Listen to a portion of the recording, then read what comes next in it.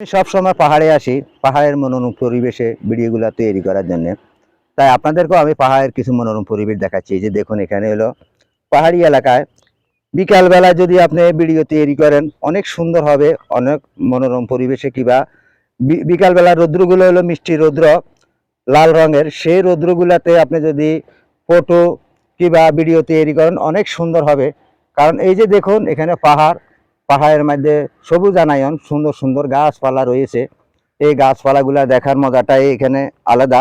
কারণ এখানে সব সময় পর্যটকেরা কিংবা ভ্রমণ পিয়াসীরা এখানে চলে আসে, এখানে পাহাড়ে চলে আসে। এই যে দেখুন, সূর্য কিন্তু এখন হেলানে চলে গেছে, মানে সূর্য এখন অস্ত যাওয়ার পথে আছে। আরো আধা ঘন্টা 1 ঘন্টা দেরি আছে সূর্য অস্ত যাওয়ার, কিন্তু এখন পাহাড়ের সাথে যেন সূর্যটা লেগে রয়েছে, এরকম হয়ে গেছে, কারণ উঁচু পাহাড় তো।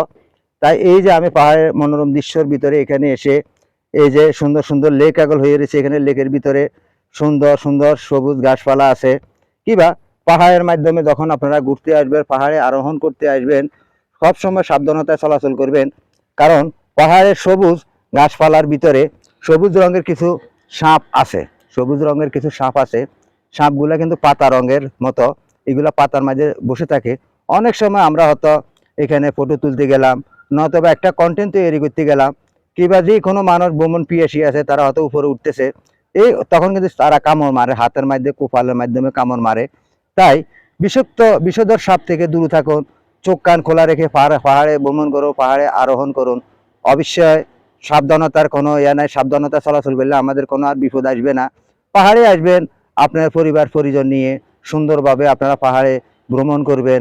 সকলকে সেই প্রত্যাশা জানিয়ে ইউটিউব চ্যানেল ও ফেসবুক পেজ থেকে বিদায় নিচ্ছি। আসসালামু আলাইকুম রহমতুল্লাহ বারকাতুহু।